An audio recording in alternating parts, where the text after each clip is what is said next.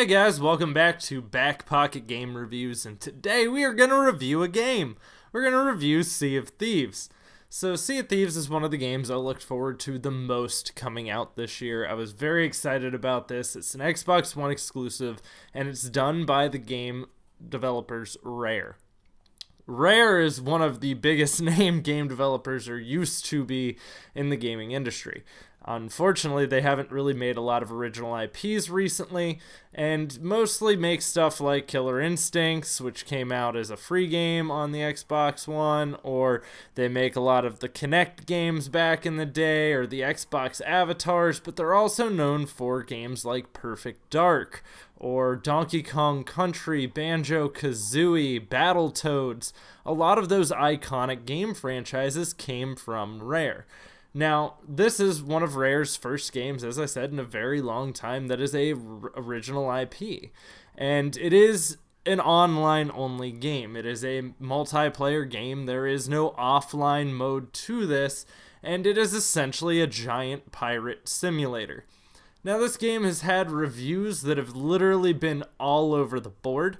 And I understand where that is, and I understand why it is so hard to review this game.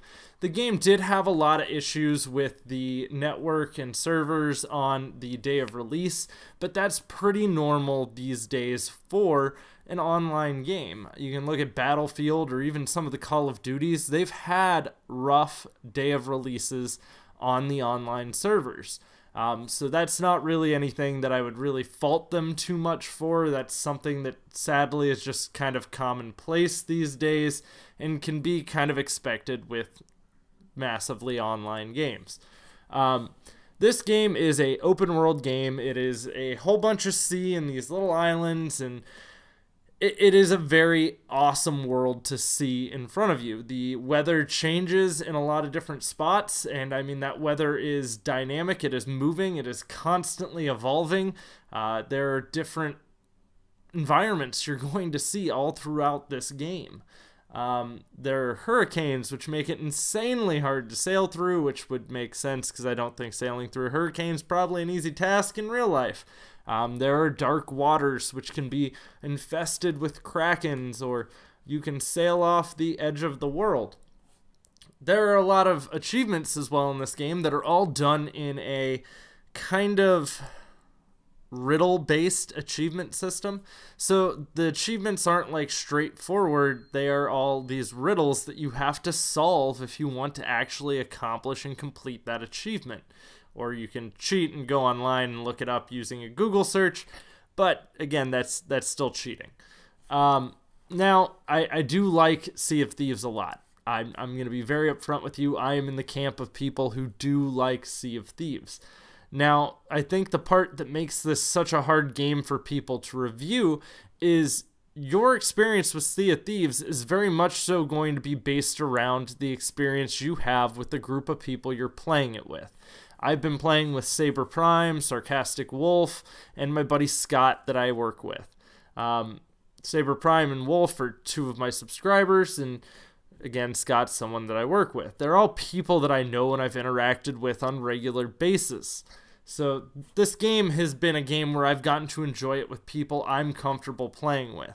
And that's part of what makes this game so much fun for me, is I'm working with a crew of people that I'm able to work with rather than dropping me in with a group of people who may vote me straight into the brig because I wasn't communicating well with them or because I wasn't doing something well. And yes, you can vote someone into the brig. It just takes a majority vote. So that can be kind of a problem too if you didn't really actually do anything wrong and they just wanted you to leave. Or if you run off with their ship while they're on the island trying to look for the treasure. That is one reason why we have voted someone into the brig while playing on one of my sessions as well. Now, again, as I said, this world is this huge open world, and it's got so many different ways for you to do missions. There are 3 main quest givers. One's like an East India trading company where you're going to go collect stuff. The other one is the Gold Hoarders missions where you're going to go try to find like treasure chests and stuff for them. And then the other one are the skeleton missions. I don't remember what that lady's called, but she's very creepy, but they pay very well. Those are the ones you're going to want to do at the very beginning of the game. If you do have a decent crew and you do see a skull cloud in the sky, then you obviously want to go take that skull cloud fortress, because that's also going to get you the most amount of gold. And I mean, that's like probably a good 4 hours worth of doing missions just in one little event right there. But it is quite a tricky fight to take one of those Skull Cloud fortresses. Now, the progression system in this game is a little different as well, because you don't really have anything where you're leveling a character up. So your character is only going to be distinguished differently by his customizations, like strictly cosmetic kind of stuff. So if I put a peg leg on my pirate, and you can obviously pick different pirates. You don't have to just have one standard looking pirate, but they are all kind of like a form factor pirate. There's not really too many to choose from. You'll be able to customize them a little bit from there, and then you'll be able to put different clothing on them, hooks, peg legs, different cutlasses, compasses, shovels, anything you can think of. There are little social spaces as well. Now, you will run into other pirates, obviously, while you're sailing around. You have different ways that you can handle this. If you're in the game chat, like in the actual game chat, not in a party chat, you can turn on what's called proximity chat. You would actually be able to interact with the other pirates as well, not just those on your team, based on who's directly in your vicinity. So you don't necessarily have to be piratey with every pirate. You don't have to try to sink their ship and steal their treasure. You can be friendly. You can board their ship and steal their treasure that way if you wanted. You could sink their ship and not get the treasure. There's plenty of different ways to go about things in this game world. Now, in the island that you spawn on, there is a lady in the back of the bar. Supposedly, she is going to unlock some end-of-game kind of content for you, which is a whole different map from what I hear. No one's really made it that far, so that's not 100% confirmed just yet. But there's also a lot of talks that there's going to be a lot more content coming to this game, which makes a lot of sense, seeing as that it's an online-only game, and you look at games like WoW or Rainbow Six Siege and how much they've evolved since the original release of those games. That is pretty standard, kind of par for the course these days for online games. Now, when we talk about Sea of Thieves as a whole, like the actual game itself, the controls are very smooth, they're very tight, so they don't feel poorly done. The way the ship handles is very well done as well. Obviously, there's two different types of ship. There's a galleon, and then there's the scoop. I don't remember what it's called, the small ship. But the small ship handles a lot better. It's a lot faster, whereas the galleon is a bulkier ship. It's not as fast, but it also carries a lot more firepower, and it's a lot harder to sink. So they both have their pluses and their minuses. The smaller ship, which I believe is called the schooner, is for 1 to 2 people, whereas the larger ship is for 3 to 4 people. If you're playing with those amounts, those are the types of ships you're going to get.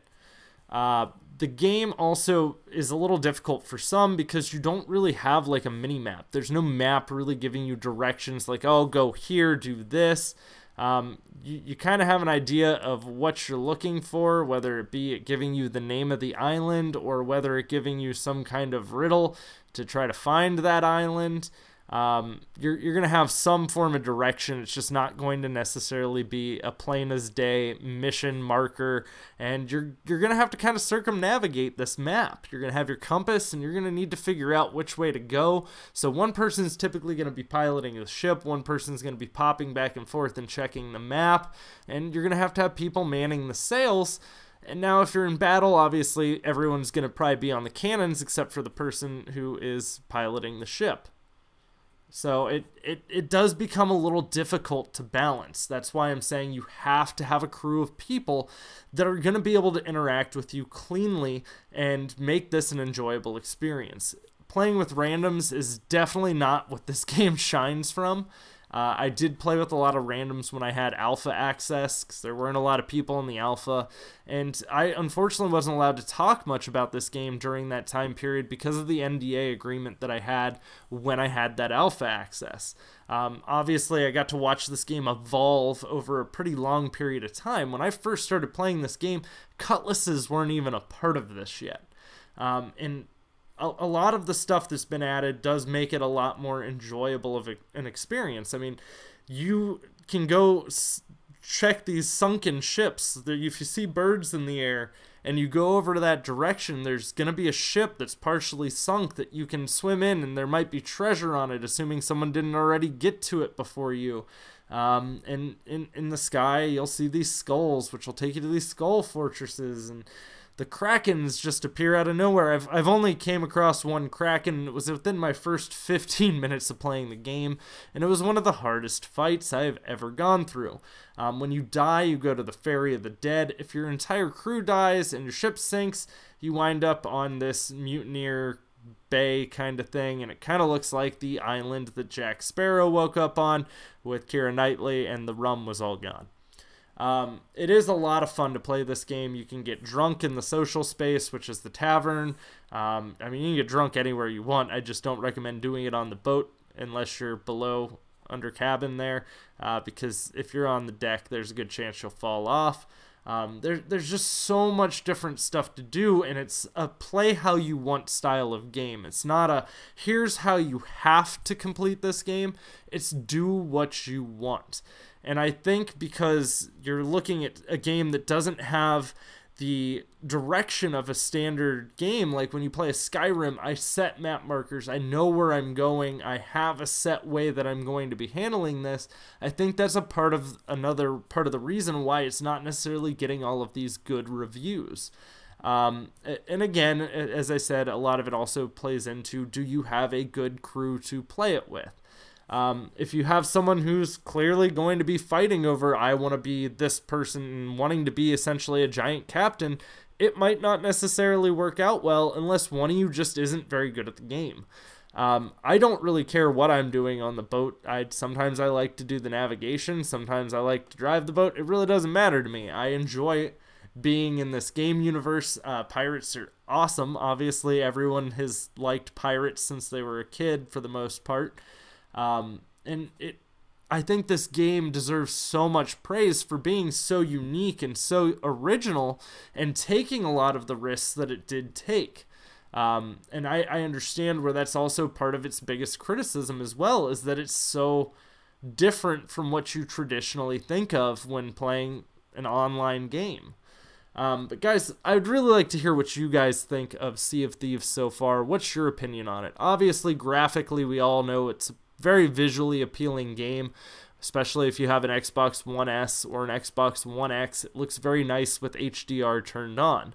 Audio-wise, the game has these awesome sounds to it, whether it be the way the waves rip up or the way that the storms even sound, or just the background music that's going on in the whole gaming world. It is a very unique experience, but I would like to hear what you guys think so far of this experience and what you've liked about it or disliked about it. And you can let me know about that down in the comments down below. If you are new to this channel and you want to see more of Sea of Thieves, I did live stream it on my Twitch. You can actually go check that out at twitch.tv. BackPocketGameReviews, all one word, is my channel name on there. But if you did like this video, don't forget to drop a thumbs up. I really appreciate you guys watching and sticking around. If you're new to the channel, don't forget to click that subscribe button. Let your friends know about the channel. I appreciate that as well. And I'll see you all soon, and I'll have plenty more content coming for you.